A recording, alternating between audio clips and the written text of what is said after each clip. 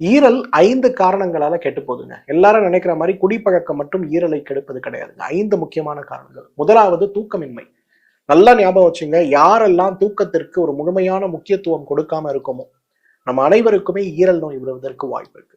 அது ஈரல் சுருக்க நோயா இருக்கலாம், ஈரல் வீக்க நோயா இருக்கலாம், கொழுப்பு சார்ந்த ஈரல் நோயா இருக்கலாம், லிவர் சரோசிஸ் சொல்லக்கூடிய ஈரல் ஃபெயிலியரா கூட இருக்கலாம். ஆனா இதற்கு முக்கியமான காரணம் தூக்கமின்மை. நிறைய பேர் என்கிட்ட சொல்லுவாங்க, சார் 70 வயசாச்சு சார், நான் ஆல்கஹால் தொட்டது கிடையாது, எனக்கு சிகரெட் பழக்கம் கிடையாது, நான் டீ காஃபி கூட குடிக்க மாட்டேன், நான் நான்வெஜ் சாப்பிட மாட்டேன், எனக்கு ஏன் சார் லிவர் ஃபெயிலியர் வந்ததுன்னு கேட்பாங்க. அப்ப நான் முதல் கேள்வி அவங்க கிட்ட கேட்பேன், எப்ப ஒழுங்கா 5 மணி நேரம் தூங்குறியான்னா பக்கத்துல இருக்கவங்க மனைவி சொல்லுவாங்க அப்படிம்பாங்க. என்னன்னு கேட்டேன், 2 மணி நேரம் தூங்கினாலே பெரிய விஷயம் சார், வேலை வேலை வேலைன்னு வேலை பின்னாடி ஓடி போய் பாருங்க சார், இப்ப லிவர் ஃபெயிலியர்ல வந்து நிக்கிறாருன்னு சொல்லுவாங்க. நல்லா ஞாபகம் வச்சுங்க, யாருக்கெல்லாம் தூக்கமின்மை நோய் இருக்கிறதோ, தூக்கம் இல்லாமல் அவதிப்படுகிறீர்களோ, உங்க உடம்புல முதல்ல பாதிக்கப்படுறது எதுனா நிச்சயமா ஈரல் தான். 2வது சக்கரை நோய்ங்க.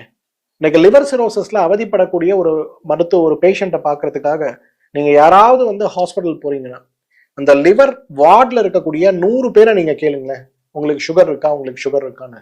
100ல் 90 பேர் சொல்லுவாங்க ஆமா சக்கரை நோய் இருக்குன்னு சொல்லுவாங்க.